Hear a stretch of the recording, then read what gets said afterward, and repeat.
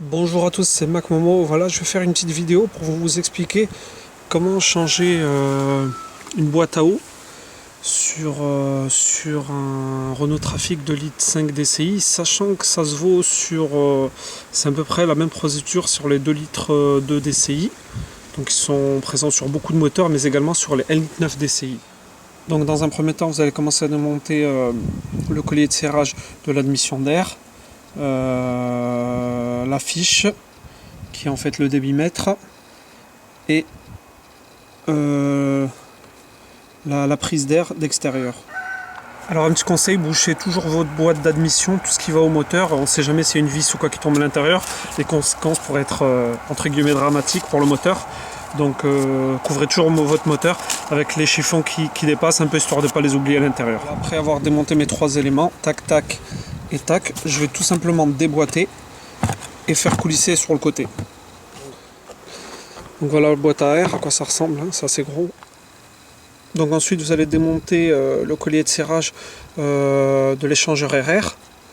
Donc à ce niveau là, c'est juste pour pouvoir sortir le cache plus facilement sans abîmer la durite. Donc ensuite il faut déclipser la durite de gasoil. Donc c'est assez facile, hein. Ensuite vous allez relever et vous allez avoir une vis ici. C'est une 8. Donc voilà, une fois le cache enlevé, hein, voilà ce qu'on voit.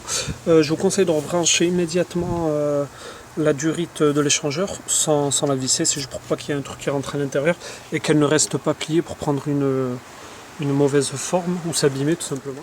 Donc, voilà où se situe la boîte à eau, hein. On a le thermostat à l'intérieur. C'est vrai que l'idéal c'est de vider le liquide de refroidissement dans un récipient, un receveur, hein, histoire de ne pas le jeter au sol.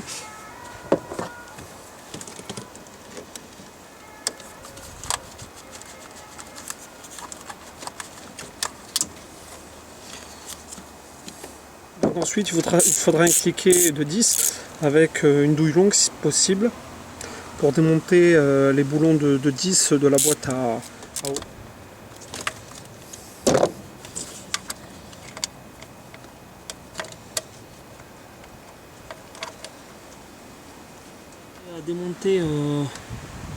J'aurais démonté un capteur qui est le capteur de thermostat.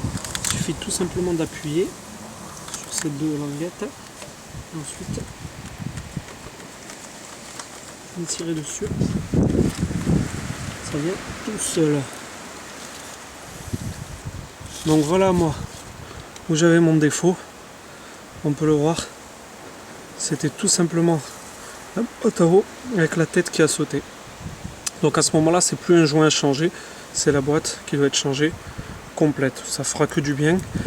On peut voir également que j'ai une fuite d'huile. Cette fuite d'huile peut venir de deux endroits, soit du cache au niveau du cache culbuteur, soit au niveau de la pompe à vide. Je pense que ça serait plutôt la pompe à vide. Voilà, n'hésitez pas à mettre des petits bouchons, histoire qu'il n'y a rien qui rentre, c'est très peu de probabilité. Il suffit qu'un truc rentre là où il ne faut pas et ça peut être le système de refroidissement qui en prend un coup.